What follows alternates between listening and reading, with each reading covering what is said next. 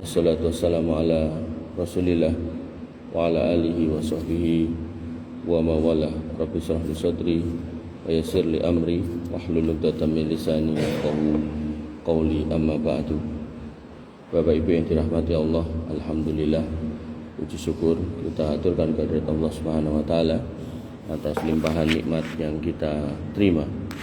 Iman Islam yang harus kita jaga dengan meningkatkan ketakwaan, dan takwa yang terbaik di atas ilmu, dan ilmu yang terbaik didapatkan di majelis ilmu yang disampaikan di rumah di antara rumah-rumah Allah, dibacakan di dalamnya Al-Quran dan Sunnah, serta dijelaskan apa maksudnya. Bapak Ibu yang dirahmati oleh Allah Subhanahu wa taala, sebagaimana tema-tema yang pernah saya sampaikan di sini, yaitu terkait dengan muamalah, maka pada pagi hari ini saya membawakan tema tentang kaidah-kaidah memahami halal dan haram serta contoh-contohnya, sehingga kaidah-kaidah ini bisa nanti menjadikan patokan atau pegangan kita dalam hidup, dalam semua lini kehidupan, apakah terkait makanan, minuman, pekerjaan, atau bahkan uang. Dan ini saya sampaikan sampai nanti ada kode kalau makanannya udah siap. Yang pertama, bahwasanya halal haram adalah hak Allah semata. Artinya manusia manapun tidak boleh menetapkan halal haram kecuali menggunakan landasan dari Al-Quran dan Sunnah. Artinya ketika ada yang menyatakan ini halal, ini haram, silakan, tapi pastikan punya landasan. Tanpa landasan maka tidak diperbolehkan. Allah Subhanahu wa taala berfirman pada Quran surat An-Nahl ayat 116, "Wala taqulu lima tasifu alsinatakumul kadzib hadza halalun wa hadza haramun." Dan janganlah kamu mengatakan terhadap apa yang disebut-sebut oleh lisanmu secara dusta, ini halal dan ini haram.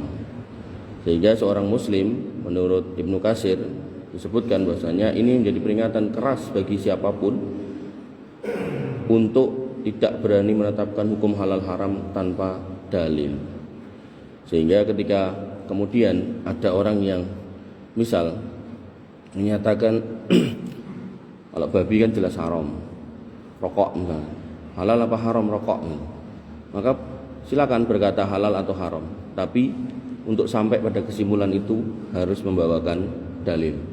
Sehingga yang menyatakan halal pun ya harus menyatakan dalilnya mana. Atau sebaliknya, ketika itu dinyatakan haram, maka disebutkan dalilnya atau kaidah-kaidah yang menuju ke sana. Makanya Bapak Ibu yang dirahmati oleh Allah Subhanahu wa taala, seorang muslim yang bertakwa itu akan berhati-hati. Apalagi kalau sudah ada yang menyatakan itu haram atau tidak benar atau tidak boleh, maka tentu seorang muslim yang baik tidak akan kemudian menentang atau bertentangan dengan apa yang dijelaskan oleh para alim ulama yang sudah merumuskan. Sebagaimana contoh yang baru ramai belakangan ini tentang sonhorek gitu kan, sudah dibahas dengan baik, dirumuskan dengan baik, haram, tiba-tiba muncul segelintir manusia yang mengatakan halal. Itu kan kekayaan lokal atau apalah bahasanya, terus hiburan masyarakat, terus itu nanti mendatangkan pendapatan dan seterusnya. Akhirnya benar, setelah bantahan yang tidak ilmiah itu muncul, ada yang kemudian mati overdosis karena mabuk, paman dan ponakannya dua. Terus lagi ada yang ketimpa sonhorek, belum lagi nanti rumah-rumah yang rusak, belum lagi gapuro yang harus dirusak gitu. Dan itu akhirnya menyebabkan akal manusia itu jadi rusak gitu. Karena saya sampai nggak habis pikir itu, orang itu kan membeli tanah, kemudian dibangun rumah pelan-pelan sampai jadi, terus tiba-tiba dikatakan, lah mungkin nek rusak dia malah seneng, kok aneh gitu loh. Yang ada itu kita akan seneng kalau rumah kita itu jadi tambah cantik, tambah baik gitu kan. Yang jelek jadi tambah cantik, yang mungkin dulu satu lantai jadi dua lantai, seneng secara fitrah gitu. Berarti kan ini udah orang nggak sesuai dengan fitrah, udah nggak tahu gitu. Makanya Bapak Ibu yang dirahmati oleh Allah Subhanahu wa taala, hal-hal seperti ini nggih, jelas itu merusak akal, dan benar akalnya rusak tuh. Mana ada masuk temboknya meletek kok malah seneng kan. Nek tenan gitu berarti kan memang akalnya udah rusak gitu. Makanya Bapak Ibu yang dirahmati oleh Allah Subhanahu wa taala, sesuatu yang merusak akal ya haram. Khamr merusak akal haram, narkoba merusak akal haram, judi merusak akal haram. Dan kemudian yang kedua, segala sesuatu, kaidah kedua, yang hukum asalnya mubah, maka tetap akan menjadi mubah sampai ada dalil yang melarangnya.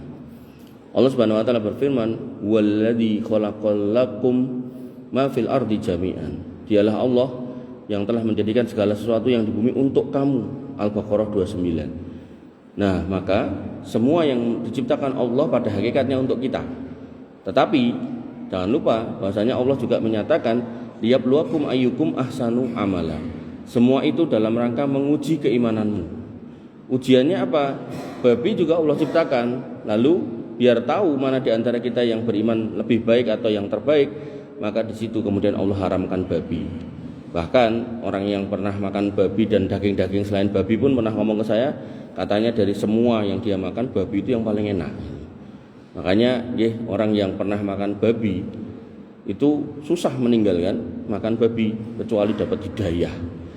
Dan itu hal yang kemudian menjadi negosiasi kaum Nasrani di awal waktu ketika mendakwahkan agamanya kepada orang-orang Yunani. Orang Yunani menerima akidahnya dari Tuhan yang banyak, politeisme menjadi Tuhan yang satu, yang nanti kemudian diejawantahkan punya anak yaitu Yesus itu sendiri, tapi ya, bersyarat kami punya hobi mabuk, kami punya hobi makan babi. Nah itu gimana? Sedangkan kalian orang Yahudi, Nasrani itu kan datang di Bani Israel itu kan nggak boleh makan babi dan mabuk, kata pendakwah Nasrani pada awal waktu itu. Nggak apa-apa, itu kan buat Yahudi yang di sana, di Palestina sana, di Yerusalem sana. Adapun kita nggak apa-apa, yang penting akidahnya aja. Nah inilah yang kemudian disebut di dalam Al-Quran orang-orang Nasrani itu sebagai dol, maghdubi alaihim waladdolin. Termurkai orang Yahudi karena tahu dalil nggak dilakukan. Dol itu nggak punya dalil tapi tetap menjalankan sesuatu yang tidak punya dalil. Makanya orang Islam itu di tengah-tengah, tahu dalil dan diamalkan semaksimal kemampuan.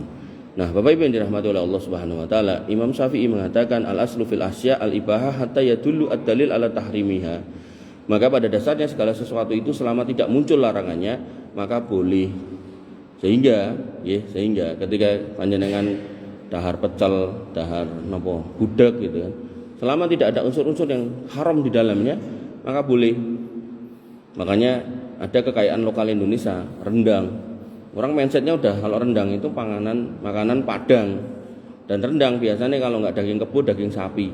Kok muncul rendang daging babi? Lah itulah anomali yang kemudian harus disikapi. Jadi jangan memahami rendang itu terus semuanya boleh. Nek tenan itu rendangnya daging babi ya tetap nggak boleh itu. Makanya Bapak Ibu yang dirahmati oleh Allah, zaman dulu ketika saya dinas keluar kota, keluar pulau, itu ketika masuk ke daerah mayoritas non muslim, itu yang saya cari di kepala saya itu ya warung Padang yang paling selamat, karena kalau udah orang Padang itu umumnya Islam. Kemudian ya karena Islam otomatis pemahaman kita halal semua. Apalagi kalau masuk di daerah Sumatera Barat, di Papua itu kalau nggak nyari orang Jawa ya nyari orang Padang. Makanya ketika muncul rendang babi, nah itu sebuah kondisi yang ironi ya. Nah, makanya seorang muslim perlu hati-hati. Kemudian kaidah yang ketiga, apa yang dihalalkan oleh Allah itu halal, dan apa yang diharamkan maka itu haram. Artinya kalau sesuatu itu sudah dikatakan halal ya halal, haram ya haram. Allah Subhanahu wa taala berfirman pada Quran surat Al-A'raf ayat 157, wa yahillu lahumut thayyibat wa yuharrimu alaihimul khaba'is. Dan dia menghalalkan bagi mereka segala yang baik dan mengharamkan bagi mereka segala yang buruk. Nah, dalam ayat ini disebutkan oleh As-Sa'di bahwasanya ayat ini menjelaskan bahwasanya yang halal itu pasti punya sifat baik dan yang haram pasti punya sifat buruk, baik untuk kesehatan badan maupun akal. Nah, tadi yang saya singgung. Makanya Bapak Ibu yang dirahmati oleh Allah Subhanahu wa taala, saya punya teman non muslim. Dia istilahnya pecinta lingkungan itu. Jadi dia nggak pengen hal-hal yang merusak lingkungan. Dan dia ngomong sama saya, setelah saya amati, kata dia, saya itu pengen investasi saham. Maka setelah saya amati, yang punya kriteria saham-saham yang tidak merusak lingkungan itu ya saham syariah, kata dia ini. Jadi dia nggak merusak orang. Misal tidak ada tuh dalam saham syariah itu perusahaan bir, minuman keras kan nggak ada. Atau juga nggak merusak kesehatan orang. Misal perusahaan rokok itu nggak masuk Pak di dalam daftar SOTS itu, sistem apa nggih? Transaksi syariah itu. Tidak ada. Perusahaan rokok itu tidak ada. Kemudian tidak rusak keuangan, ribawi itu juga tidak ada. Makanya nggih, ketika jenengan bingung hukum rokok ki apa ya, misal jelas banget bisa ngecek di kriteria saham syariah, itu tidak dimasukkan itu perusahaan rokok di situ itu.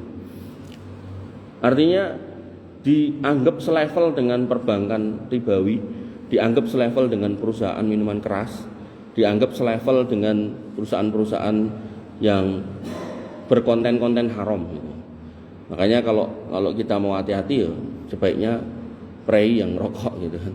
Dan saya punya teman itu, dia ngomong sama saya gitu, pada satu masa itu saya ada keuangan yang butuh gitu kan.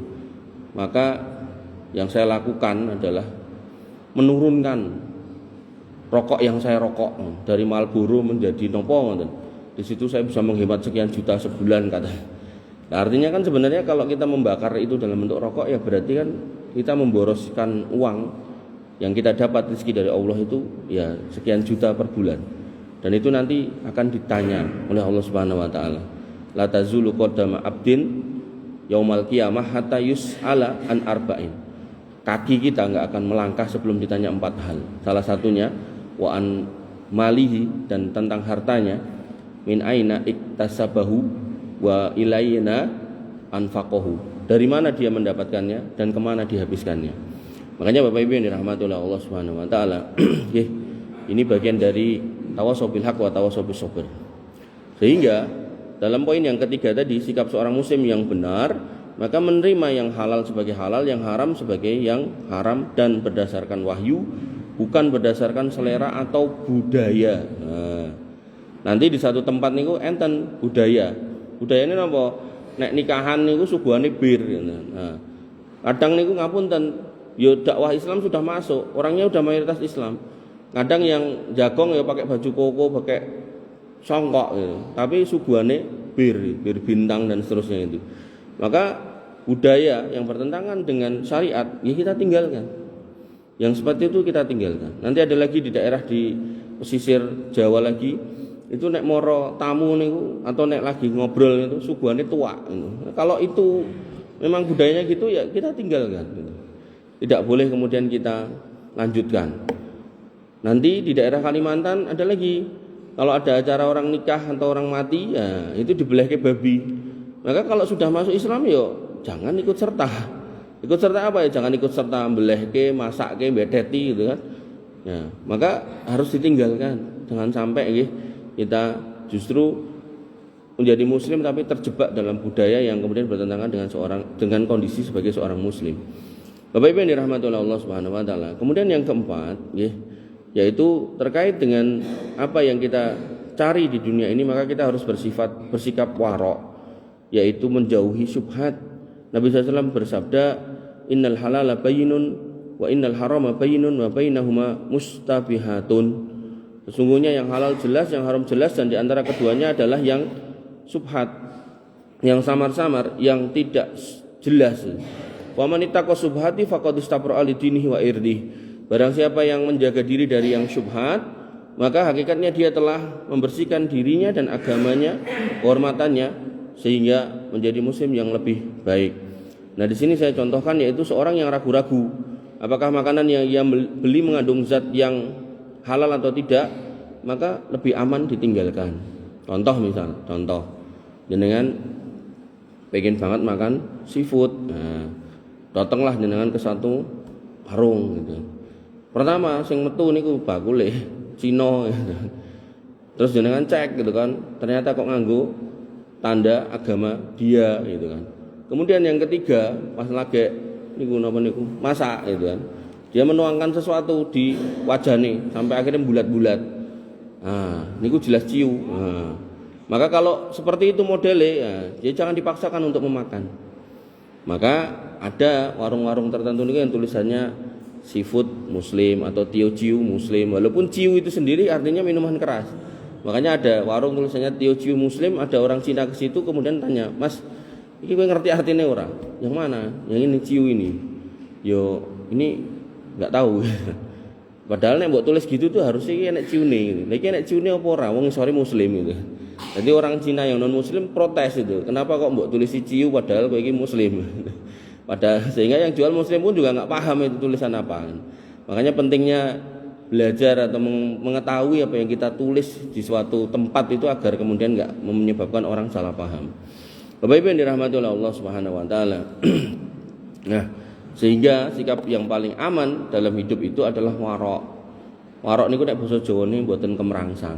Nah, sehingga enggak semua kemudian kulu sayin kolu kabeh-kabeh pengen diolu mboten nggih. Kalau emang enggak jelas, samar itu sebaiknya ya tidak usah dibawa pulang, tidak usah dimakan. Tapi kalau emang jelas, clear, hakul yakin halal, monggo. Nah, contohnya napa? Mungkin niku yang didalke nanti. Nah, itu halal jelas, monggo silakan didahar. Dirahapi ganti sak seneng-senengnya, sak bahagianya agar kemudian menjadi barokah buat hidup. Bapak Ibu yang dirahmati oleh Allah Subhanahu wa taala. Nah, kemudian yang kelima, kita dilarang menjadikan yang haram sebagai yang halal dan sebaliknya. Artinya menghalalkan yang haram, mengharamkan yang halal. Allah Subhanahu wa taala berfirman pada Quran surat Al-Maidah ayat 87, "Ya ayyuhalladzina amanu la tuharrimu thayyibati ma ahallallahu lakum wa la ta'tadu innallaha la yuhibbul mu'tadin." Orang-orang yang beriman, janganlah kamu haramkan apa yang baik yang telah Allah halalkan bagimu. Kalau memang halal nggih monggo. Dan janganlah kamu melampaui batas, sesungguhnya Allah tidak menyukai orang-orang yang melampaui batas. Ibnu Katsir mengatakan, ayat ini merupakan larangan pada sikap berlebihan dalam agama dan mengharamkan sesuatu yang Allah halalkan. Nah, seperti perbuatan ahli kitab. Ahli kitab niku Yahudi dan Nasrani niku sesuatu yang halal diharamkan, yang haram dihalalkan. Nah, kondisi-kondisi seperti itu maka tidak diperbolehkan. Contohnya apa tadi? Babi tadi loh. Orang Nasrani hari ini ketika ditanya babi haram apa halal, jawabannya halal. Mereka nggak akan mengatakan haram. Alasannya di dalam perjanjian baru tidak ada. Padahal perjanjian lama menyebutkan itu haram. Dan di perjanjian baru disebutkan bahwasanya kata Isa Al-Masih, aku tidak datang untuk menghapus satu titik pun dari hukum Taurat. Berarti Isa Al-Masih akan menjalankan hukum Taurat, dan di antara hukum Taurat adalah tidak boleh makan babi. Makanya kalau kemudian mereka ini belajar kaidah-kaidah tafsir yang benar, kudune mereka itu nek pengen baca Alkitab itu dipelajari itu ilmu-ilmu alat untuk tafsir itu kan. Ada usul tafsir, kemudian ada nasih wal mansuh, kemudian macam-macam gitu kan, asbabun nuzul. Nah, itu kalau dipelajari komplit mereka akan paham bahwasanya syariat itu masih ada dan tidak terhapus gitu. Bapak Ibu yang dirahmati oleh Allah Subhanahu wa taala. Termasuk perkataan sebagian orang, yang mereka mengatakan gini, tadi malam saya ngisi kajian di daerah Karanganyar sana. Itu ada yang ngomong gini, khamr itu diharamkan kenapa? Saya bilang karena memabukkan. Loh, berarti, nah kata dia, berarti subjektif dong. Loh, subjektif ya ini. Ada orang yang minum segelas mabuk, ada orang yang minum kudu 5 gelas baru mabuk. Berarti orang yang minum segelas belum mabuk, belum sampai level haram. Ya ora ngono pemahamannya. Loh lah gimana? Haramnya itu dari sisi zatnya. Artinya gini, ketika masyarakat memahami ini barang memabukkan, maka sedikit atau banyak ya tetap haram. Contoh nih, saya yakin kita sepakat nek namanya ciu bekonang niku memabukkan, gitu. Soal mengke enten sing mabuk 5 gelas, mabuk 10 gelas, maka itu kembali ke masing-masing. Kalau kita sepakat itu barang memabukkan, maka jangankan kok segelas, setetes saja itu sudah enggak boleh. Ngoten. Makanya yang harus dipahami bahwasanya keharaman khamr bukan pada jumlahnya, tapi hakikat zatnya itu sudah haram ini. Ketika zatnya itu disepakati haram, maka mau sedikit mau banyak ya haram. Sebagaimana babi itu yang diharamkan zatnya, bukan jumlahnya. Sehingga kalau zatnya itu haram, mau bentuknya daging, mau bentuknya kulit, mau bentuknya minyak, mau bentuknya napa mawon, kukunya misal, barangkali enten sing doyan kukune. Nah, itu ya haram gitu kan. Makanya Bapak Ibu yang dirahmati oleh Allah Subhanahu wa taala, inilah kreativitas sebagian orang yang kemudian dia terjerumus dalam keadaan yang merugikan akidah dia sendiri, yaitu merumuskan halal dan haram sak penake dhewe. Makanya yang paling aman itu kembalikan kepada Al-Quran dan Sunnah, dan kemudian dicarikan penjelasan para ulama. Itu yang paling penak nih ngoten niku. Dan kita sebagai umat tinggal mengikuti ya, karena rumusnya sudah jelas. Dan kemudian kaidah yang keenam, yang halal dan haram itu sudah jelas. Nabi SAW mengatakan innal harama bayyinun wal halala bayyinun. Yang halal itu sudah jelas, yang haram itu sudah jelas. Sehingga contohnya ketika kemudian orang yang menikah, orang yang jual beli dengan jujur itu sudah jelas halal, maka ya itu yang kita pilih. Sedangkan riba, mencuri, kemudian menjual khamar itu jelas haram, ya sudah jelas, gitu yang kita tinggalkan. Jangan sampai kemudian sesuatu yang jelas kita buat samar. Sehingga sikap yang benar seorang muslim ya harus berpegang pada yang jelas dan hati-hati terhadap yang enggak jelas. Maka kembali kepada kaidah yang di atasnya tadi. Nah, kemudian kaidah yang ketujuh, yang banyak jika haram maka tidak akan mengubah haramnya menjadi halal jika diambil sedikit. Tadi sudah saya singgung. Disebutkan dalam sebuah hadis, disebutkan bahwasanya Nabi SAW bersabda, ma askara kasiruhu faqaliluhu haram. Apa yang zatnya itu memabukkan, maka sedikit atau banyak ya tetap memabukkan.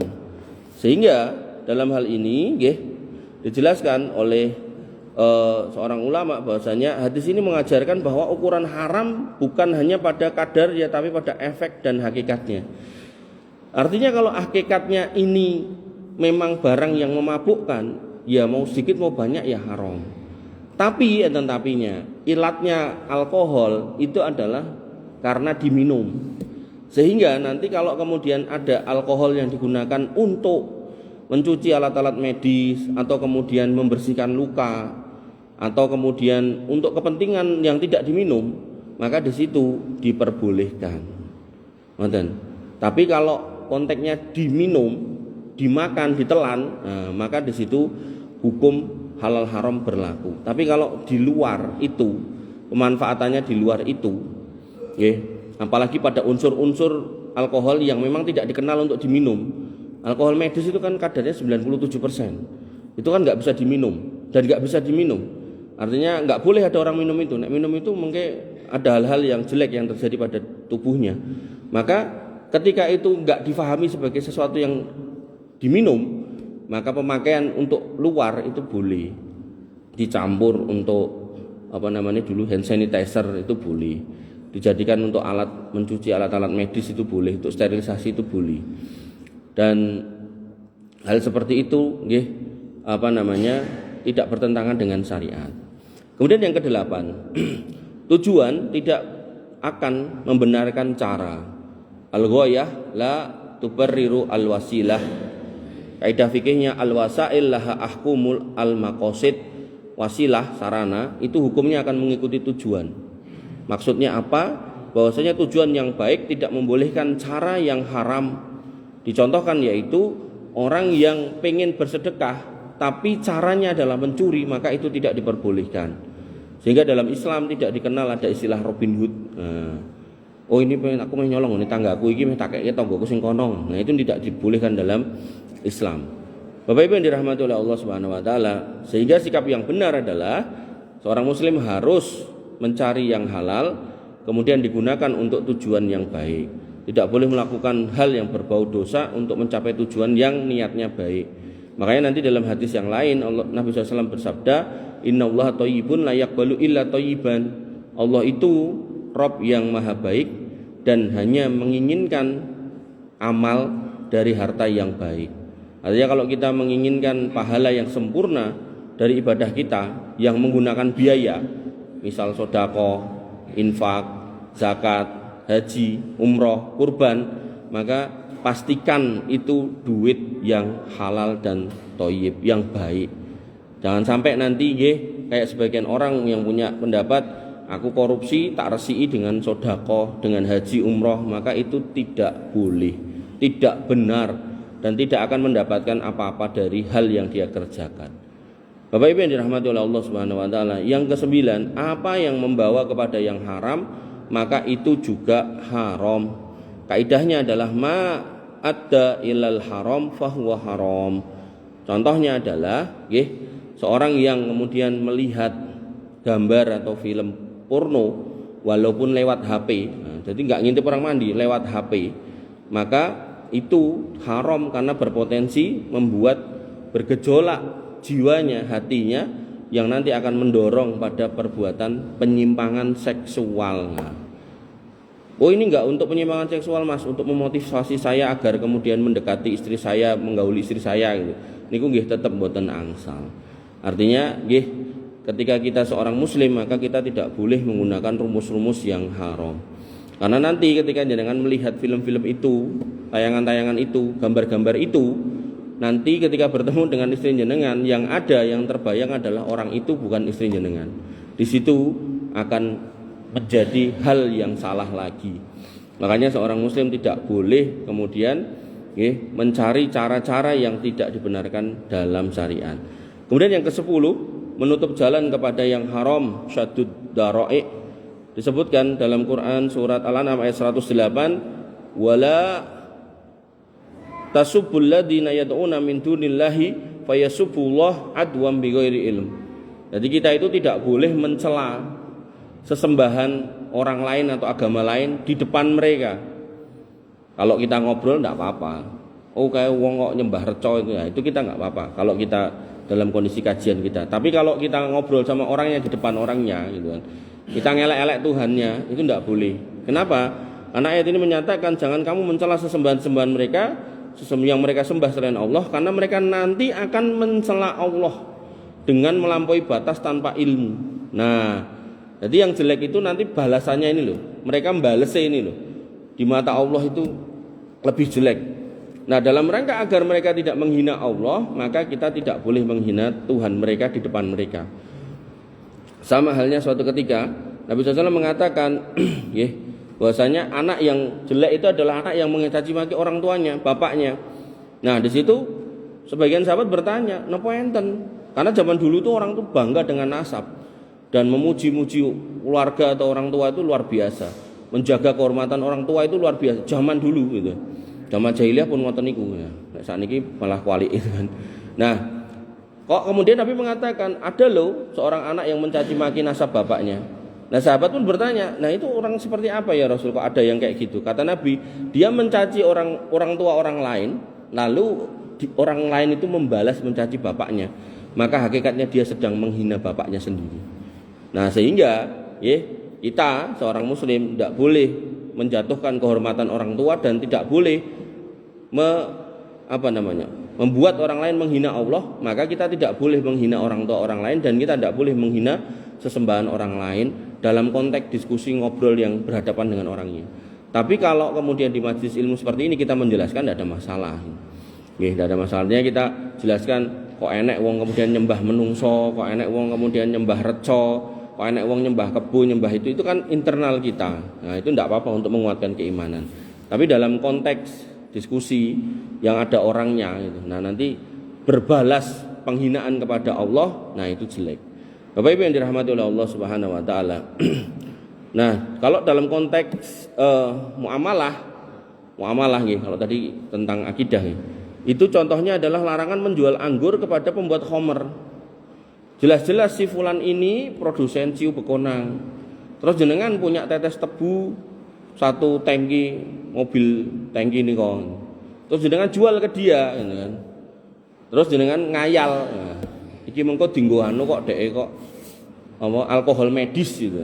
Padahal nyata-nyata yang keluar dari situ mboten dibotoli alkohol medis pakai jerigen, tapi dibotoli aqua cilik-cilik. Nah, sehingga napa? Itu biasanya dinggo ada ciu bekonang yang nanti akan dikirim ke Jakarta. Nanti dikerdusi lagi pakai kerdus aqua cilik-cilik itu.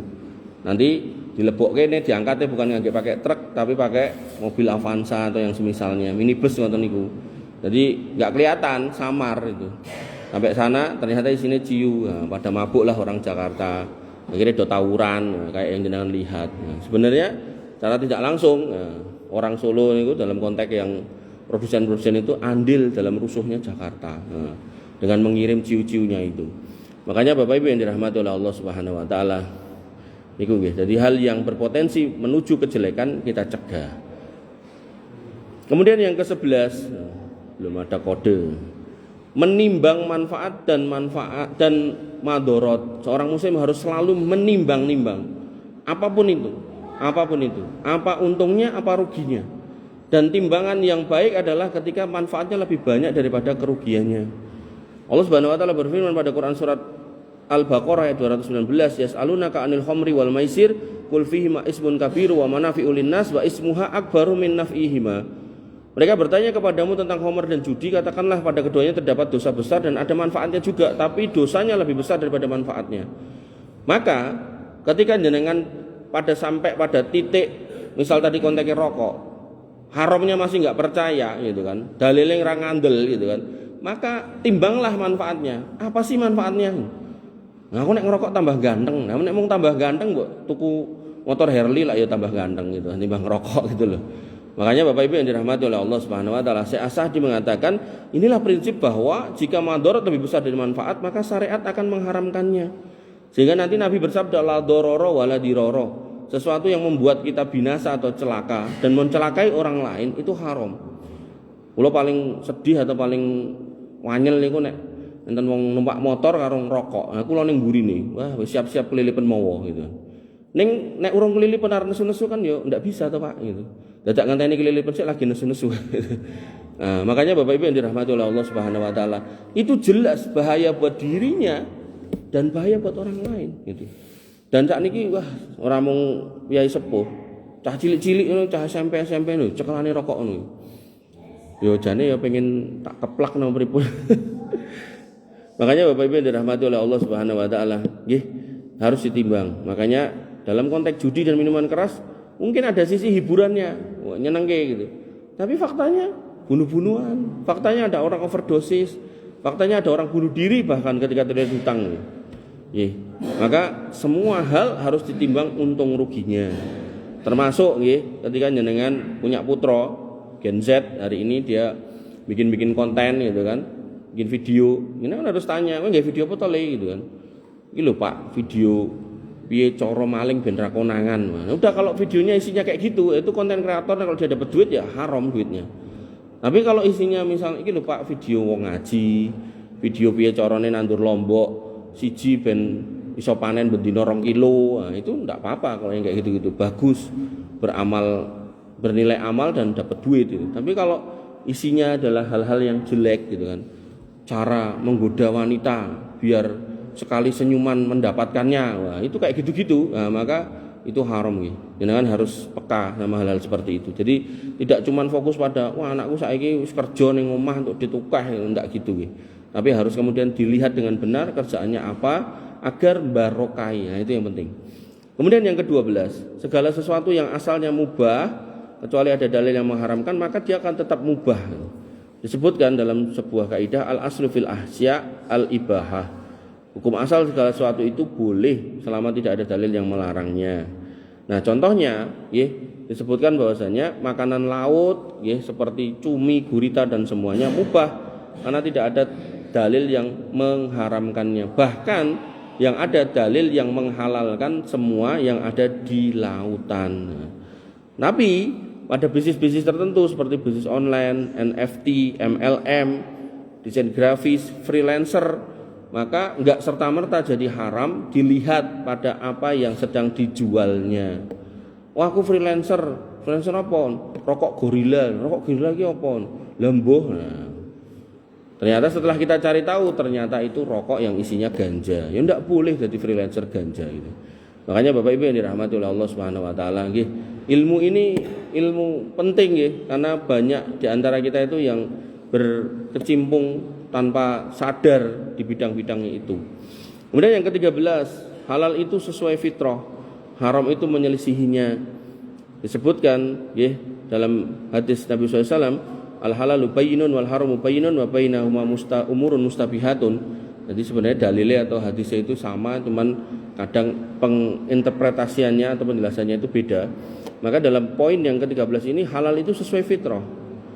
Nah, sesuai fitrah seperti apa? Imam Nawawi mengatakan yang halal sesuai fitrah manusia, sedangkan yang haram menyelisih fitrah dan akan mendatangkan kerusakan. Sesuai fitrah itu artinya gini, akal kita itu akan terima dan sepakat. Nah, maka kalau kemudian dikatakan buah, daging, dan air bersih, air putih atau mungkin kopi teh itu baik buat badan kita akan sepakat itu karena sesuai dengan logika hati nurani kita gitu loh.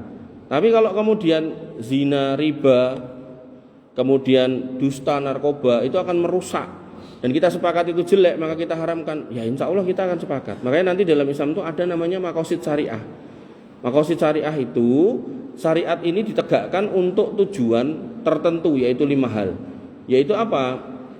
Menjaga agama, 5 menit lagi. Menjaga agama, menjaga jiwa, hifdzun nafas, menjaga akal, hifdzul akal, menjaga keturunan, hifdzun nasl, dan yang terakhir menjaga harta, hifdzul mal. Artinya, kalau sesuatu itu merusak agama seperti aliran sesat, atau kemudian merusak jiwa seperti narkoba dan seterusnya, atau kemudian merusak akal seperti minuman keras, atau merusak keturunan seperti zina, atau merusak harta seperti mencuri dan seterusnya, maka jelas itu hukumnya haram. Makanya Bapak Ibu yang dirahmati oleh Allah Subhanahu wa taala, panjenengan ada di agama yang sudah benar, di atas koridor yang benar yaitu Quran dan Sunnah, maka tinggal dipelajari bagaimana Islam yang sebenarnya, karena Allah berpesan udkhulu fis-silmi kafah, maka jangan pernah tinggalkan majelis ilmu agar panjenengan makin hari makin bertambah ilmunya dan ilmu yang sudah jenengan dapatkan diaplikasikan dan kemudian itu menjadi takwa, haqqatu qoti sebenar-benarnya takwa, dan surga itu diwariskan buat orang-orang yang bertakwa. Mungkin ini yang bisa saya sampaikan, kurang lebihnya saya mohon maaf.